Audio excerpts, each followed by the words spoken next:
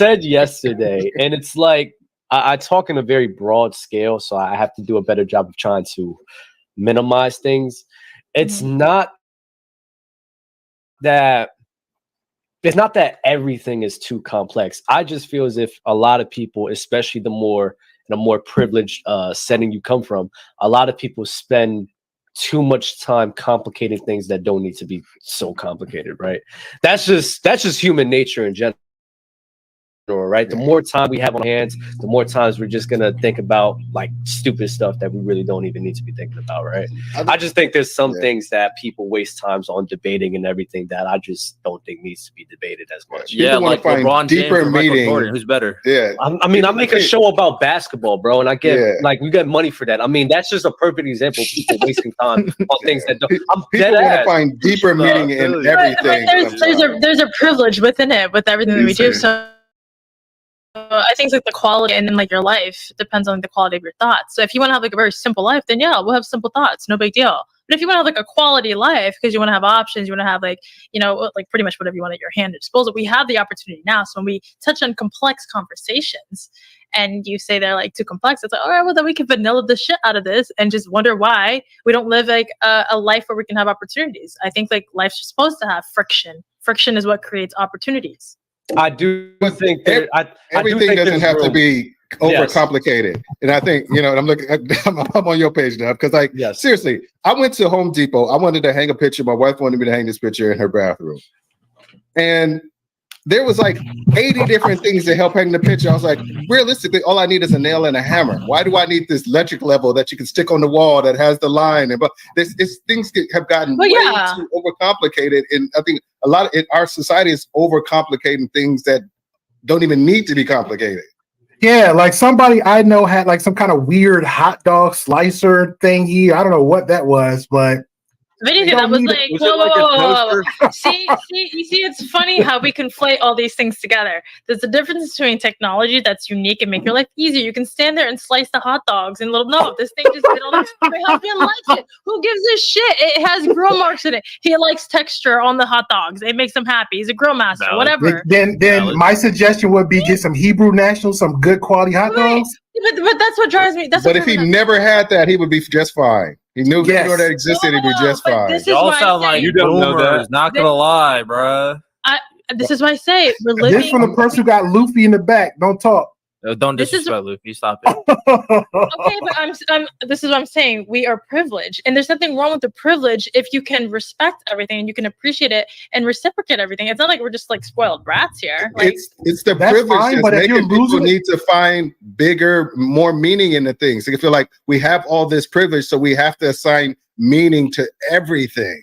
Yeah, you don't need to stop appropriating my privilege here. But there's nothing wrong with that necessarily. This is my issue with it. The reason I learned this back, it was right outside of high school. I went to the Bahamas and we took a tour of the island, and the person we went with, it was kind of fishy anyway. We really shouldn't have done it, but I don't care. I like visiting the hoods of like other countries and stuff. Bro, you see out here that there's a lot of people outside in the world that don't even have plumbing. They literally have a hole where they literally just put dumps into and use leaves to wipe their butts, and they don't have a lot of things going for them. They're living in fear. It's very dangerous where they're at. And the way I look at it, it impacted my life a lot because I was looking, I was like, dang, bro, even in some of the worst spots in America, it's not even like this. Even if you go to DR and even Puerto Rico as well, it's the same thing. So in my head, I'm like, why do people, especially in Western society, have spent so much time complaining about things and complicating things that don't need to be complicated, when if we really dial back and understand, like, we have it good compared to a lot of other people. Too good. I agree to that. But I think that's okay. You're saying something totally true, but you're conflating like what we're talking about. Like, we're not this. No, this is my topic. I brought up my topic. So I don't know what y'all was saying. This is my topic. You and Dave were saying so, and this is what I'm hearing. So if I'm wrong, correct me. Y'all are saying that we are privileged and we're looking at other countries that are poor. Yeah, I know. I grew up in a trailer park. I know what shitty is, and I know my family lives in Vietnam. It's quite shitty. They still poop in the ground. But that doesn't. I don't have their. I'm not looking at their blueprint because we don't have the same things in life. We don't want the same things in life. So why would I take their experience and say, you know what? I'm going to limit my opportunities because of look at how my family is living in Vietnam. They're fine with that.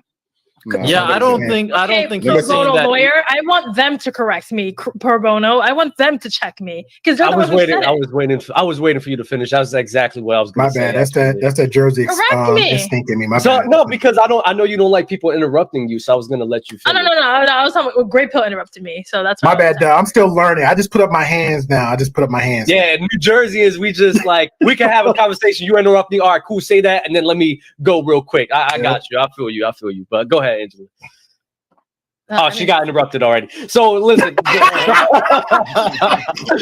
So the whole y'all see this, right?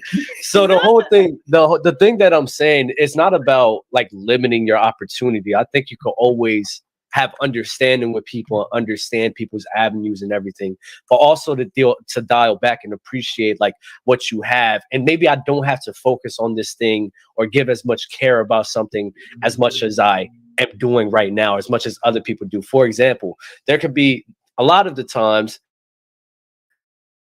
we're looking at building a crib or or fixing a room and everything, and we're kind of overcomplicating things with the way that's supposed to be done.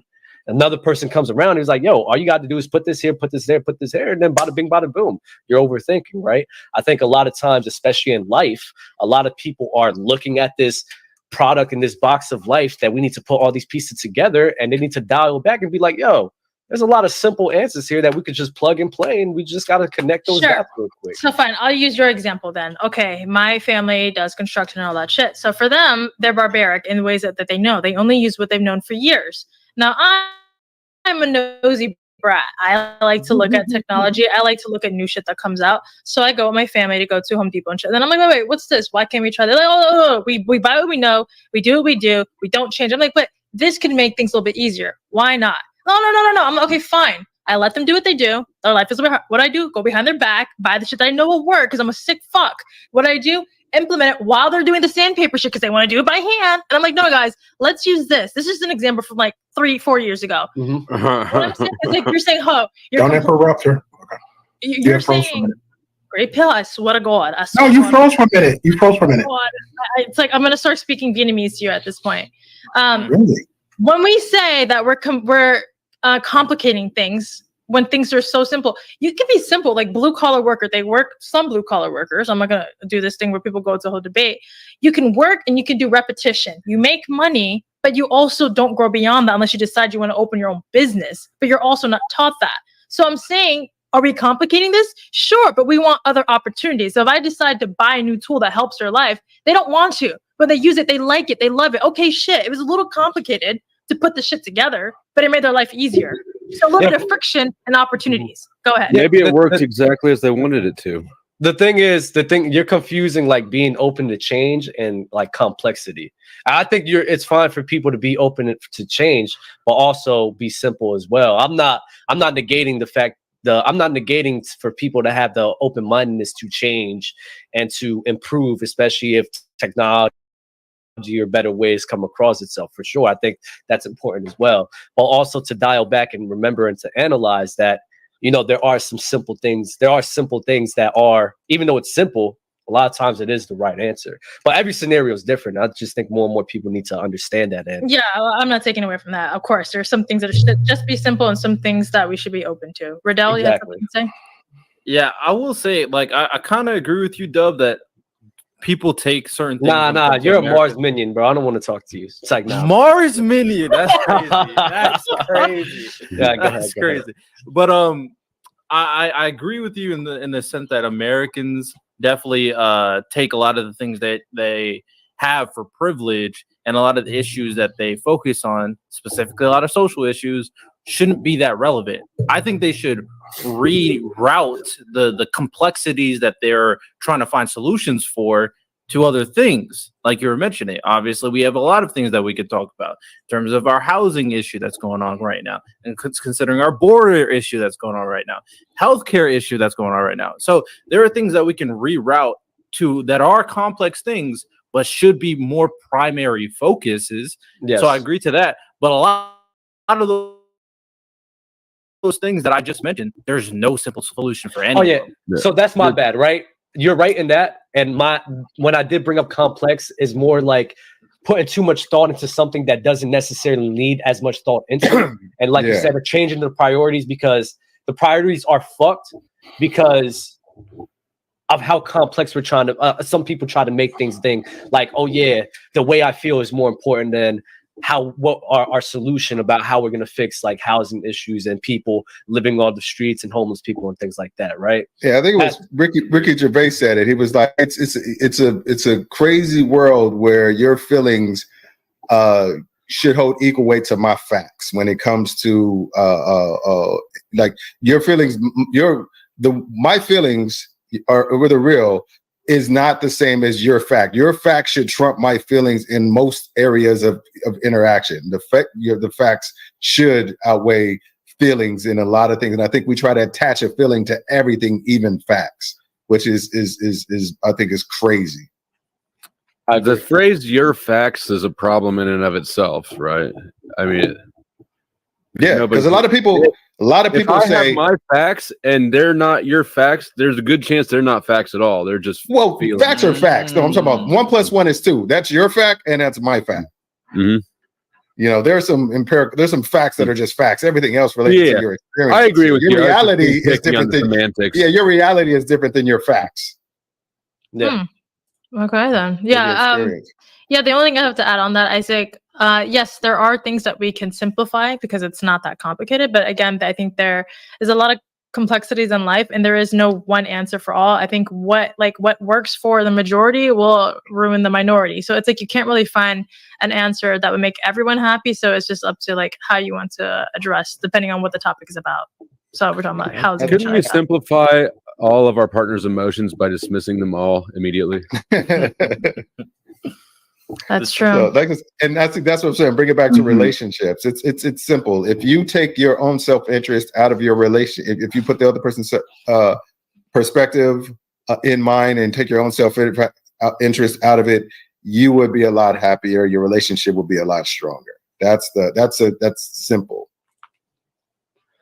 Sounds simple. Wait. Rephrase that last 5 seconds you just said. Say that one. I said, if you took the other person's perspective consideration and didn't focus on your own self-interest, your relationship would be a lot better. It'd be easier to communicate, which would lead to a better relationship. That's a bar right there. And that's the issue I have because people be so self-infatuated and so stuck on their own point of view. And they just can't sit here and just analyze things from other people. Like for me, need to be right. Yeah, a need to be right. For me, for example, listen, I have a crazy like variety of friends. Like it doesn't make sense. Like I just get along with everybody. And the main reason for that is because I just think about things from like, I just don't think about it from my eyes. If somebody's telling me something that they've been through, a struggle that they go through, no matter what it is, I'm being like, okay, I'm gonna listen to you. I'm gonna hear you out. They tell me why they feel like this. Be like, oh shoot, that's crazy. That's wild. And I understand and resonate with that. But I'm not sitting here being like, oh, you're this certain way. You're not supposed to be this way. And this is that because of my own perspective, right? It's all about understanding. A lot of people, like, they don't listen to understand. They just listen to be nosy. And then they just have their own little points of views of things, and they're just not willing to just hear people out. You're not hearing them, bro. You're not hearing them. You're not hearing me. You're not hearing me. Bro, Ticket. I love, and that's the thing. Ticket's a great example. Ticket is a phenomenal person. I need people to understand that. People don't understand. He is a really, really good person. People just don't understand him. They don't understand his antics because he's wild. He curses a lot. He bashes on people.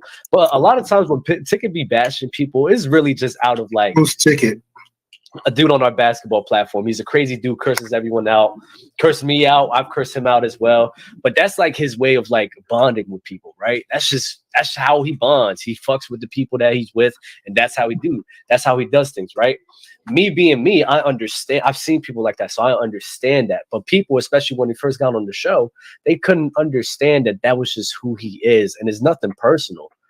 that's just who he is as a person. And I rock with a guy like that. When you really get to know him, bro, he looks out for a lot of people. He got a lot of love he has with him, man. He's one of those dudes that will always be on your corner. I get it. That's like a mentor of mine back in the day when me and my first marriage didn't work out, and I was like on the low bar of the totem pole, and he just happened to be there, and he reached out. Then from there, he was just like straight asshole. But every time something happened, he was there. Every time, like if I needed some like reinforcement, conversation, or encouragement, he was there. He was literally that dude. Some stuff like in my younger days, I would just never agree with him. He'll just like give me a suggestion, right? Like, do this, ABC. And I'm like, nah, man, she ain't listening to it. He's like, just do exactly like I say and see what happens.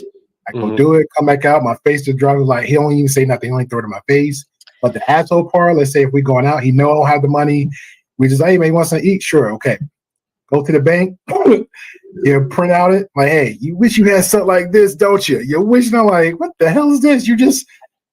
I just had like 80 hours of work thanks to you. Now you just showing me the receipt of what you got. And he just do dumb stuff like that. But yeah, you have those type of people like that. I think that that's why, like, I think you missed this beginning of the conversation. I was saying, yeah, we can have these type of dynamics with people, but sometimes we don't add in more factors that could probably improve the relationship, because it's normalized to just kind of like, yo, that's just how so is, because you're fine with it, they're fine with it. But like I use the example when I joined that other server where they're used to just being assholes on that server. And I kind of took like some free trials, be like, you know what, I'll allow a little disrespect just to kind of like build that relationship, because they're ready for me to fire back. I didn't fire back because I was able to kind of build a relationship with people in that space. They're like, okay, there's a chick in this space. And I was like, if you want it to be a sausage fest, let me know, I'll just leave.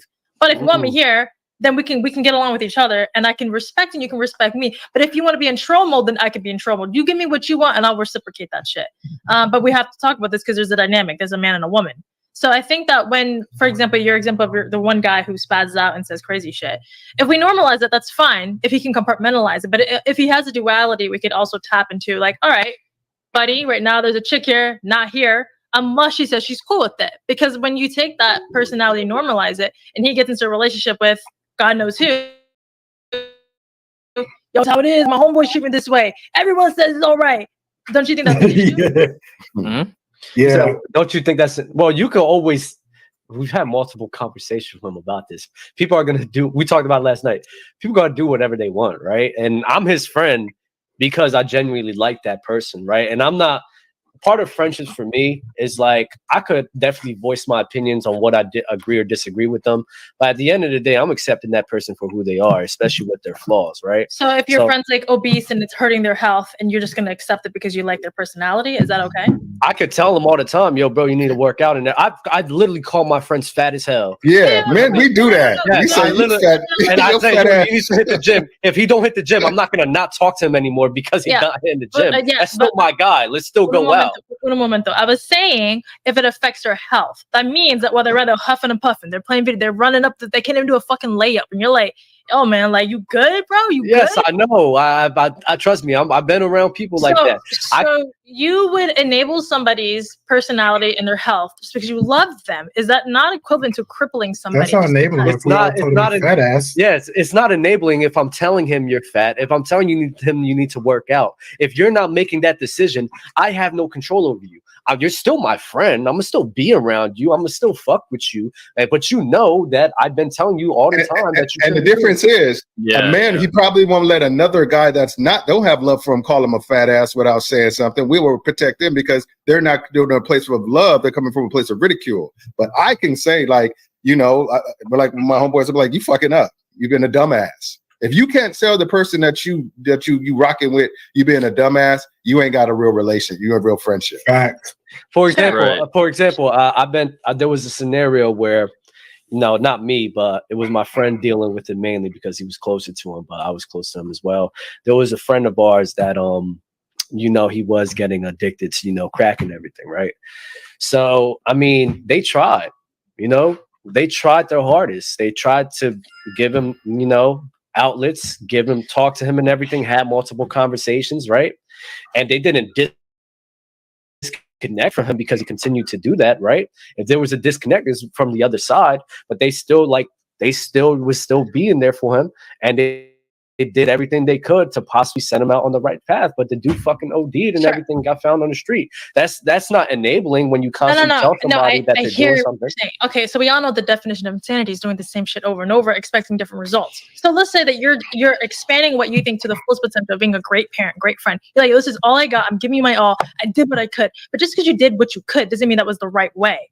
So when we say like I've done everything, you probably tried everything, just like a parent probably tried to be the best parent. But if they've never had emotional like intelligence, they can't give you what they don't have.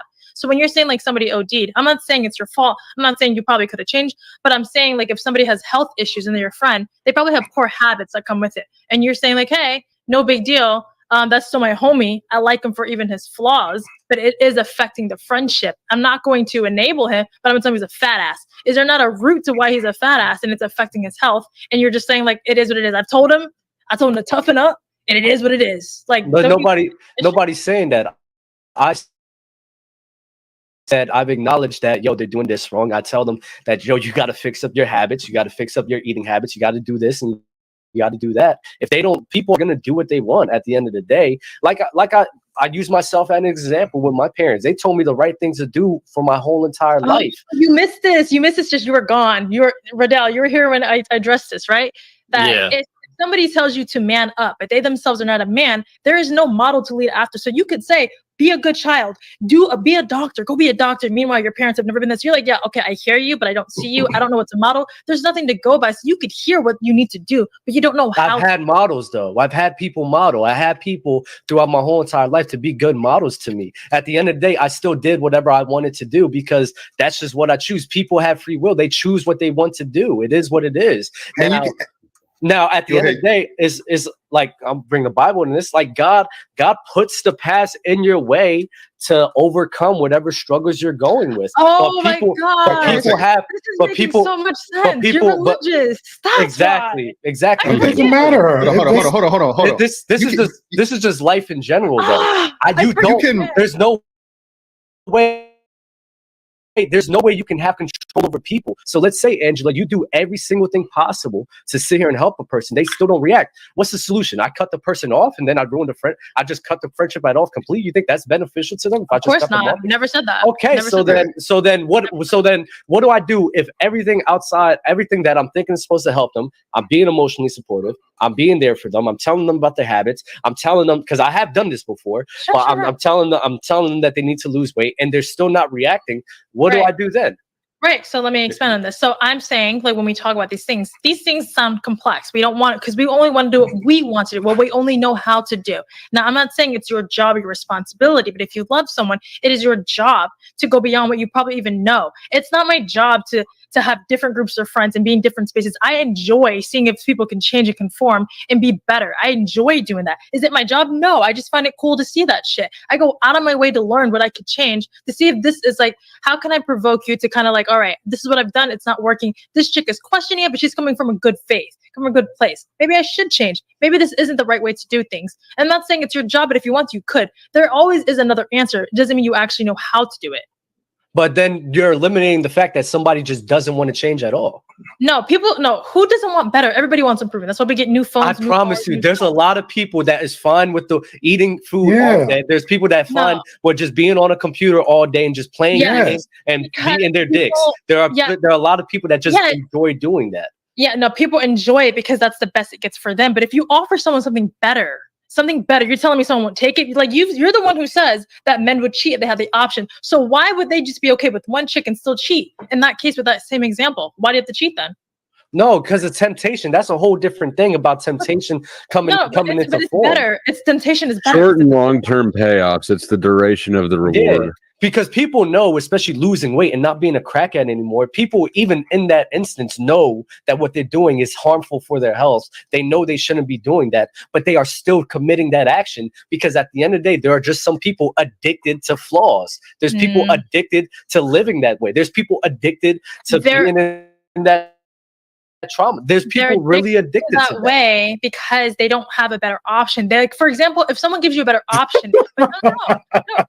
See, this is crazy. Like, I think it's crazy that we can at least concede to the idea that just because you offer someone, like to you, if my parents show me love, they're giving me love, but it's hard fucking rash. Like, can I ask a question?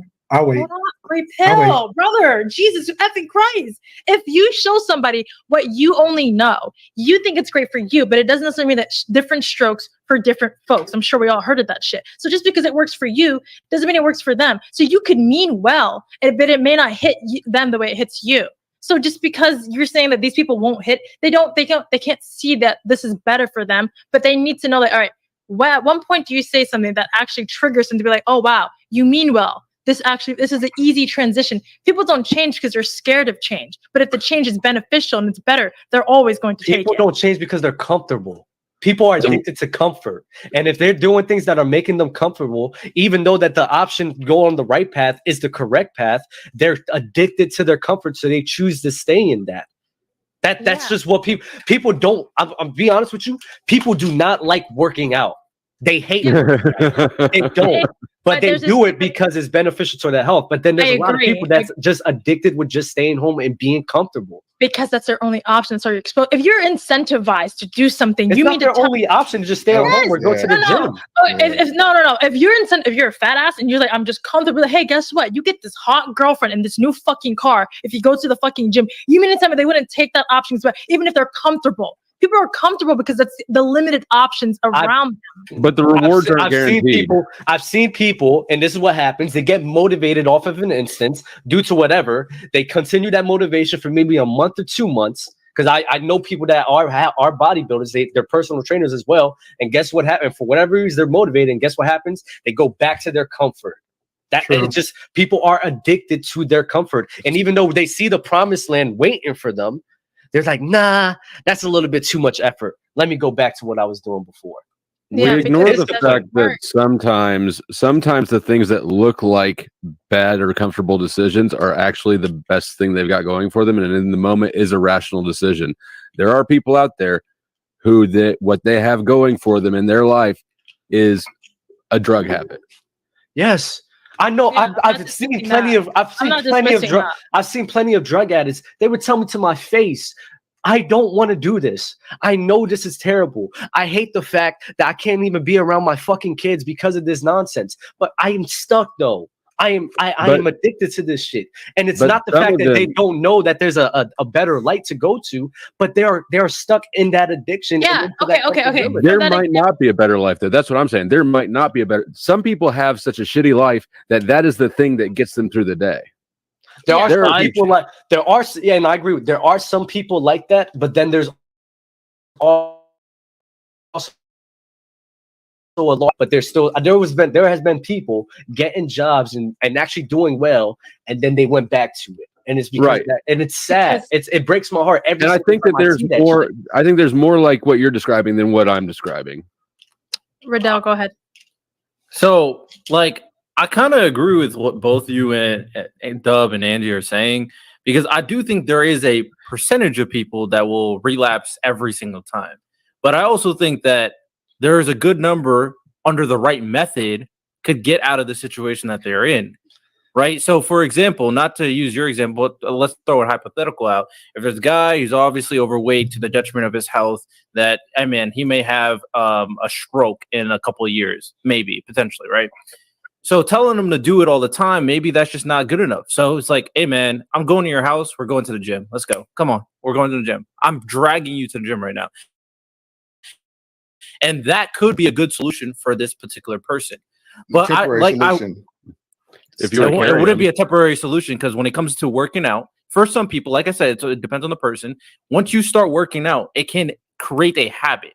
Because a lot of when it comes to going to the gym and going working out, for people who go consistently, at first, a lot of them don't want to. But once they get that habit into their routine, then it becomes normal. It just becomes a normal thing that they do consistently.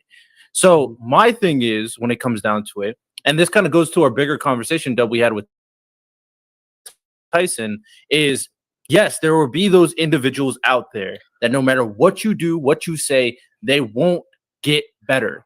But I feel like you have to consistently try the best options beyond what you know, if based on the scenario, to try to give them a method, because I think the chances are that there is a method for the person on average. And there is a method out there, so you have to make that concerted effort to find that method for them, especially if you love them as an individual. And that's where they have to find it for themselves. You can't find it for them. They have to find it for them and develop it for themselves. It can stick. That's when it sticks. When it's from internal. Internal. I agree. It has to be sticks. internal. You can express all kinds of stuff. So you can put 1,000 different options that are better than where they are now. But if they're not feeling it from it, one of them doesn't appeal to them, or they don't feel it inside, it means nothing. I agree. That's why I said there will be people who will relapse, but that same individual, the different individual who won't relapse, there's a perfect solution out there. If they don't know what that solution is, and if nobody tells them or nobody kind of guides them that way, they're not going to find it on their own. And so they need that external. You being convinced doesn't create a commitment from them.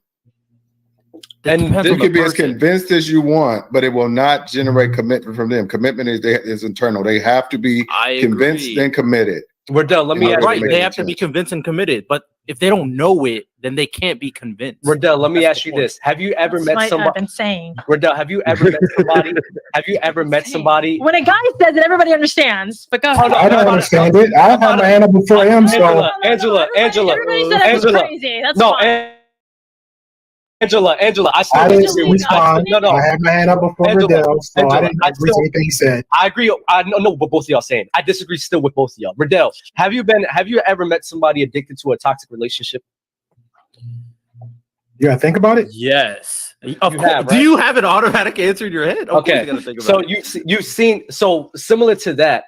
There's literally people out there that's addicted to that comfort, addicted to that toxicity. And even though there's plenty of times where you would sit here and talk to that person and tell them, you shouldn't mess with this dude. You shouldn't mess with this girl. Oh, let's go out and go do this together. Let's go out and do this together. Guess what happens at 2:00 in the morning? Guess what happened? They hit up that phone call and they go get some dick. And they go get some pussy. I don't know if that's addiction. That's a normal. They normalized it throughout their life. No, that's still addiction to a toxic relationship. That's addiction. No, you can be addicted to a lot of things. Relationship is one of those things. And okay, Dab. Let's simplify.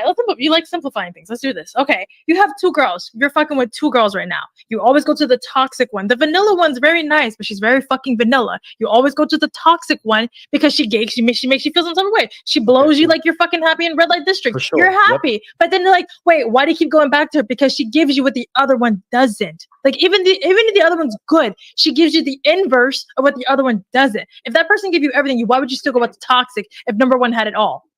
Because I'm addicted to that negativity, negativity of lust and sex. If the negativity was in the other one that had everything, you wouldn't go back to that one constantly. Let's say that one you kept fucking with toxic for like a week straight, and then obviously the new girl comes. She's toxic, but she's also realistic and logical. She has some sort of flux. She can fluctuate. You mean to tell me you're still gonna go back to number one toxic? Especially if I was dealing with number one for a longer time because of that comfort.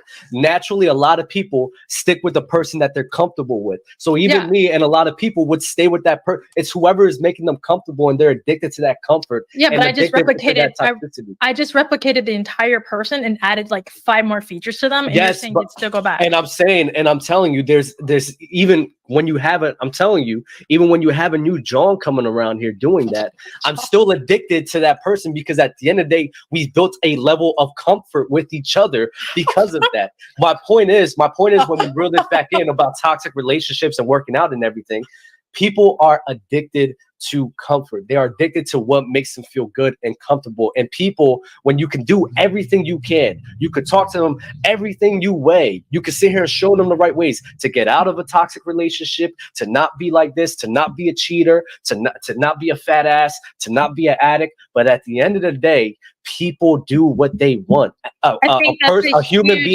human being can only do what they want. The main thing I disagree with Riddell is when he said on average, there is a solution for everybody. I think everybody has a solution, but everybody has to have the willingness to go to that solution. And that's the issue. The willingness comes from the opportunity that makes you feel comfortable. So you only feel that way when you explore that. So you keep saying that listen, maybe it's subjective. Maybe it's just maybe your own anecdotal. I do believe that it's different for everybody then. So I'll leave it at that. We'll just leave it at that. Okay. Crazy Jacob. Crazy Jacob. I am a crazy kid. I'm not gonna hold you. Oh yeah, I forget your name is Jacob. I was talking about the Jacob in the chat too. Great Pill, what's up? And then we'll wrap it up. I got a question because you was giving a lot of back and forth with Dub, but I think he asked a question that really wasn't getting an answer. You said their solution. So what's your solution to that guy or that friend that you know is overweight or on drugs or the toxic shit? What solution would you give your friend? How would you handle that? Things. You need to pick one, bro. Yeah, I'm asking Angela. So how would you handle that? Wait, what's the question? I'm sorry, I was replying to something. How would you handle one?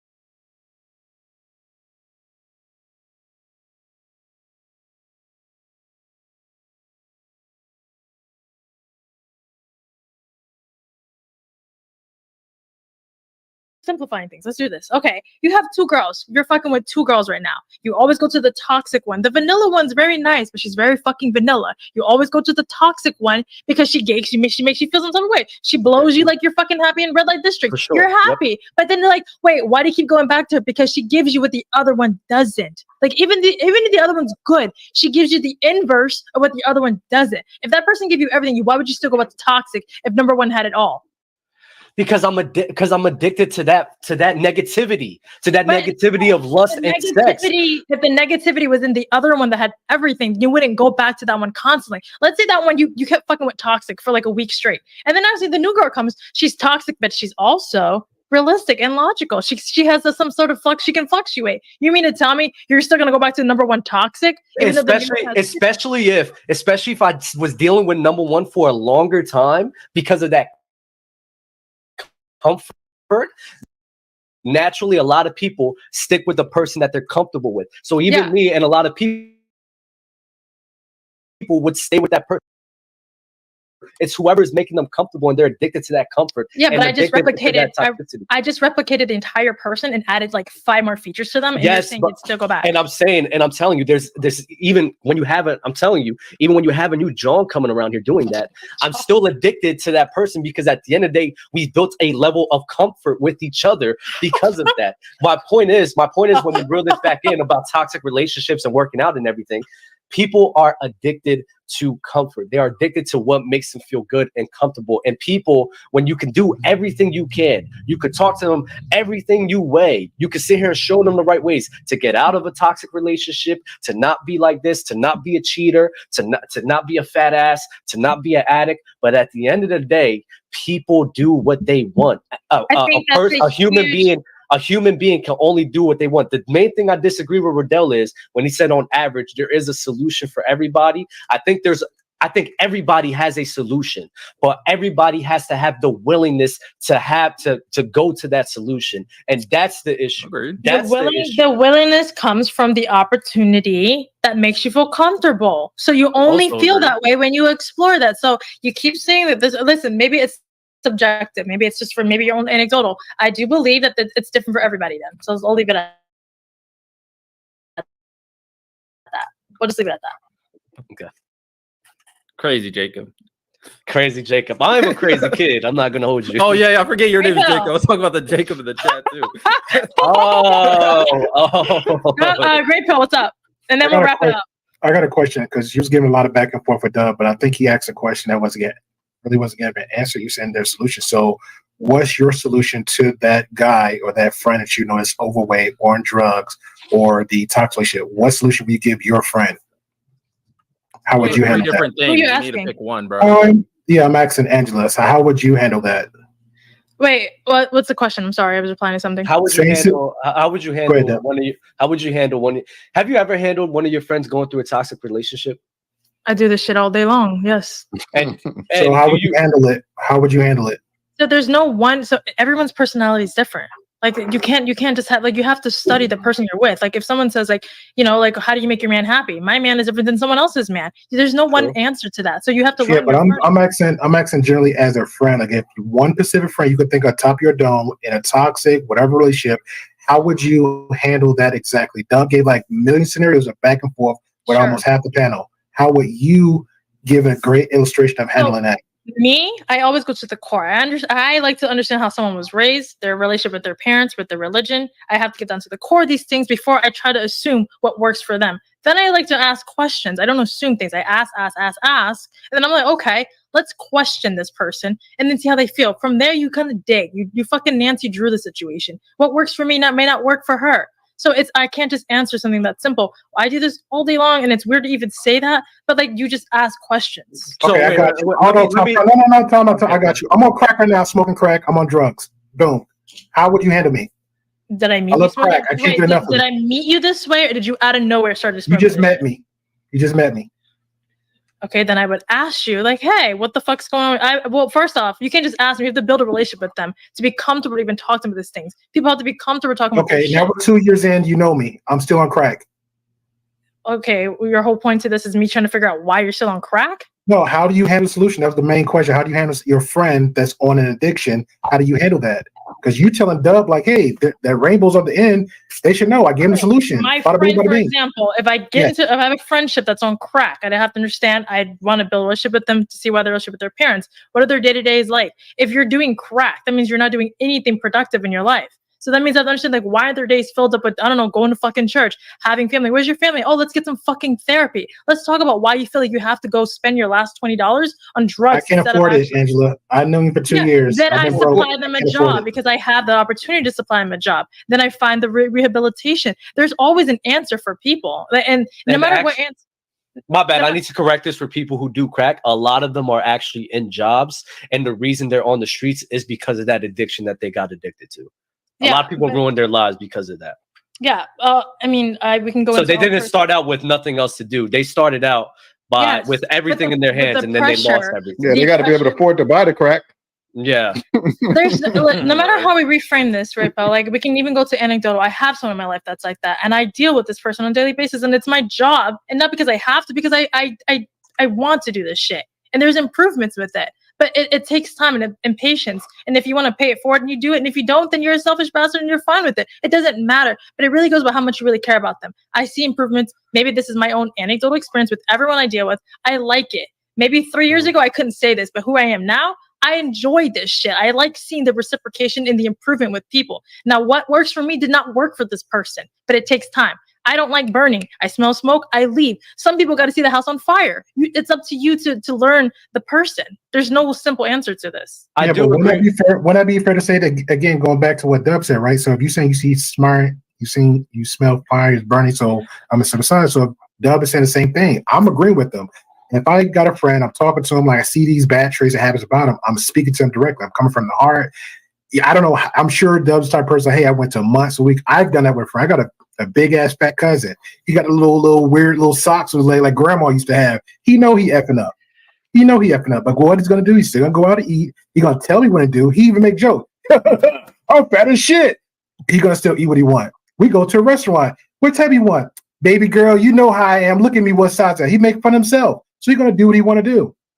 So it's just some things you just can't tell people. Like, you can tell and have the conversation with people. I don't tell people is what I'm saying. Like, for example, you know some people in the community that I deal with where you're like, why do you deal with this person? You've asked me. There's these people that you and I disagree on.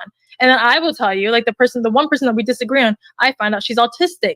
But how did I get to that? Because I keep questioning her. I keep up with her. I check on her. We talk on a daily basis. Then I find out, oh, fuck, you've been misunderstood. Now, I could easily ostracize her and say, like, you know what? I don't fuck with you. People don't fuck with you. You're a little weird. We don't understand you. But turns out she's a learning disability. She's lived her whole life. So to me, it's how do you handle it? You cut people off. That's fine. That's your method, but that's not my method. I didn't say cut people. I said cut people after the fact. I didn't say cut them off. I'm saying if we're talking to them, I'm giving an example of Dub saying, hey, that's my friend.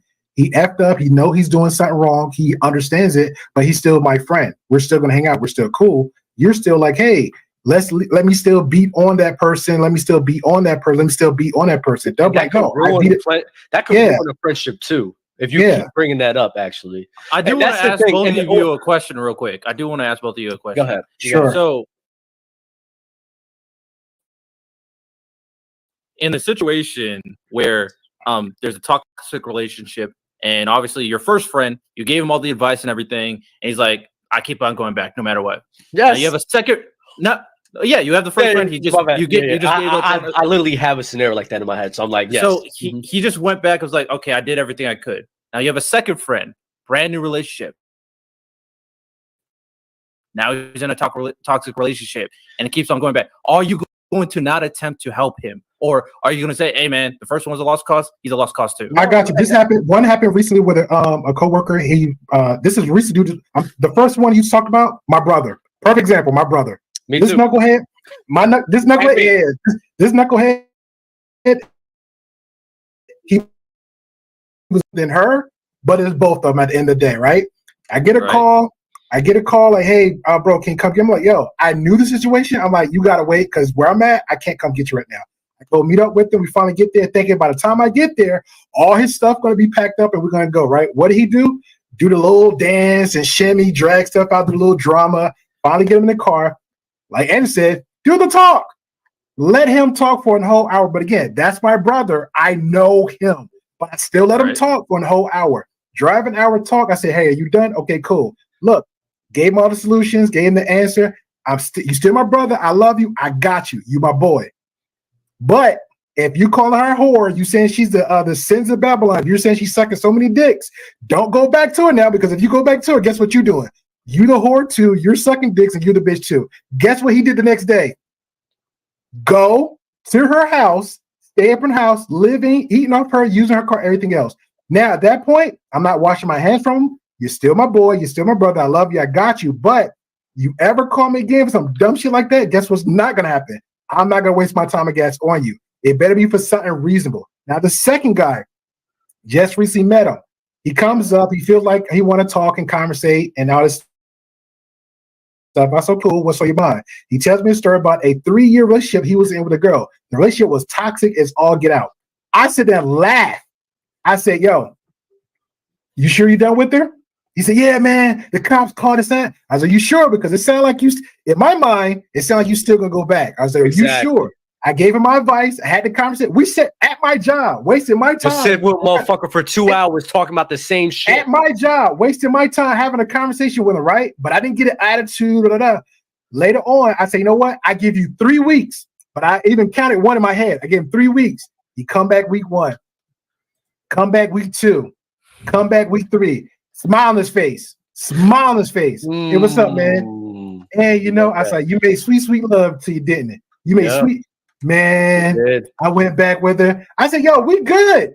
I said, I'm not judging you. I understand the situation, but you need to understand the situation you get into. If you go back with a chick that you know is a problematic, just like my knucklehead brother was problematic, understand cops, somebody gets stabbed, somebody may get hurt, somebody might go to jail. You can't bitch. You can't just understand it. We're good. Just understand it. He said, okay, guess what he do now? We still have a conversation. We're still good. That's it. So you're still making the attempt, which is the point that I've been trying to make the entire time, is you still. But no, but my tip is lesson. He's still like my brother. He's still my boy. I didn't cut him off. If he still calls me and talks to me, we're gonna still talk. Have you ever had my bad? Have you ever had somebody? Have you ever had somebody? You having a flaw and they keep addressing and bringing up your flaw? Have you ever had somebody do that to you and kept, yo, you got to fix this? Yeah, it's called an ex-girlfriend, and guess what happened? Yes. It's an ex-girlfriend. You tune them out. Whenever somebody, and which is why you can't just constantly just keep attempting on people, because what's going to happen is they're going to get annoyed. They're going to get tired of hearing the same thing over and over again, or your questions, and whichever way you want to do, try to understand them. And then they're just going to be like, yo, leave me alone. And then you ruin the friendship which you have. Now I don't have any type of possibility to help that person because of me overly attempting and trying to be a good person. Don't get me wrong. I think everyone's trying to be a good person when they're trying to do that, but there's a limit. There's a limit. You don't want to hear every day somebody telling you, or somebody trying to fix this flaw of, oh yeah, I'm watching porn every day, or I'm just sitting on my ass every day. Nobody wants to hear that all the time. No, but you're going back to what I said, like the definition of insanity is doing the same shit over and over. So just because you're doing something with good intentions doesn't mean you're doing it the right way. So just because someone does that doesn't mean like that's the way you can understand it and process it. They can mean well, but the same way where your mom nags or your sister nags or your wife nags, it's not because she wanted to nag. She drops little hints. She spoke to you in her language that she only knew. If she could speak in dude language, she probably would have done it, but she didn't know. She thought that we're kind of all the same. And I added the caveat though of you using different methods to try to reach that person. Yeah, but it's not for everybody. I'm listen. I think we're trying to make this like a simple absolute. There's no absolute. Some people change. Some people get dropped. But there are some people that you should at least put the effort in. The one that works for you may not work for them, and that's all I'm simply saying. And what I'm simply saying, and this is why I say it's just you're thinking about things way too complex. What I'm saying, I'm so serious. What I'm literally saying is, it's so simple. You can I'm telling you that you can sit here and be that person for somebody and talk and help people the way you're helping people now. But the simple answer on why they are not changing has nothing to do with the amount of attempts or the way that you're talking to somebody. The simple answer is a lot of times they just don't feel like changing. That's just a simple. Fine. Then that's why I say there's sometimes the answer is just very simple. No, okay, for some people, but can we at least agree that it's some people? Because if that were the case, then why do we have therapists? More than average. If your mom and dad told you that you shouldn't do, agree to disagree on that one. I think more than average, a lot of the times, people just don't want to change. Yeah, it's more than average.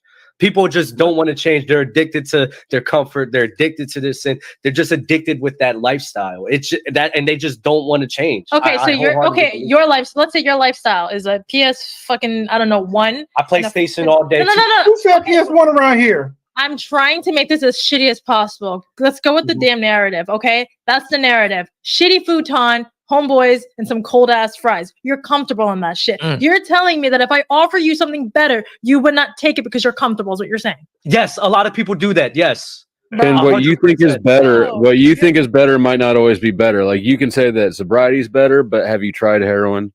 I mean, you know, like you guys are purposely not engaging with this right now. Have I? He's honest. No, I'm honest with you. I'm honest with you. I like, this is the thing, Angela. I've talked to people. I've literally done this. I've been through this road time and time again with people. With my friend, even in a toxic relationship, trying to hook him up with a good ass girl too. At the end of the day, people are just stuck, and they get stuck in their comfort. They just get stuck in I what think the mistake is thinking that you know what it would make their life better.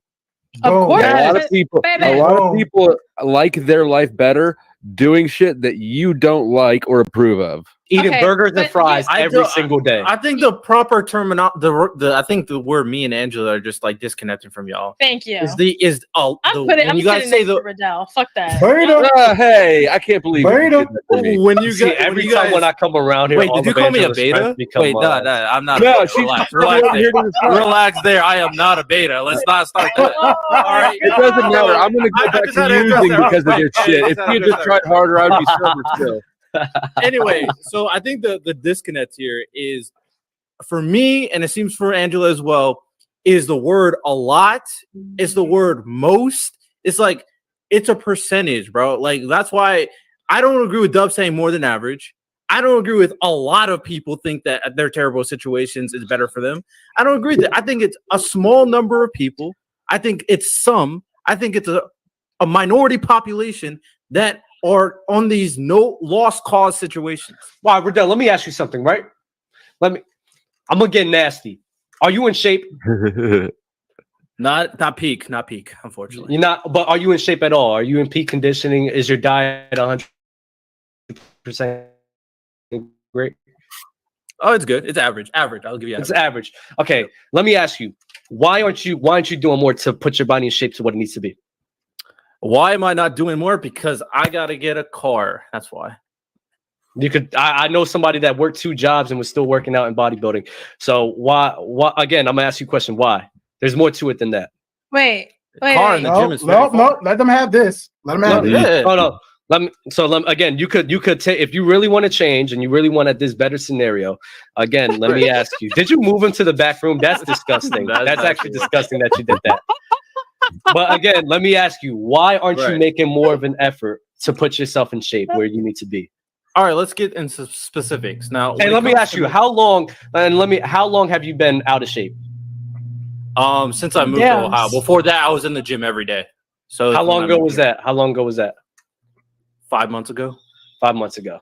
Yeah, I moved. I think I've known you for longer than 5 months, and I'm pretty sure it's been the same body type for around roughly. You must. Hey, I'll tell you what my lifting was. That was different though. Body type a little different, relatively the same, but lifting. We can talk about that. But I see what you're saying. Now, in terms of specifics, for me, what I value most is my time, right? The reason why going to the gym is such a time waster is because of how far away it is from me in terms of proximity. Now, I do stuff to keep myself in shape based off my time constraints, because obviously I work at home. I do a lot of things for my podcast that takes up a lot of my time. And of course, I do other things that are around the house, of course, as well. So going to the gym and being in shape is important, but based off its value and based on how much things that are more important, the value of wasting 2 hours to go to the gym and back is just not worth it. Why don't you just do workouts at home? There's tons of cardio workouts that could do at home.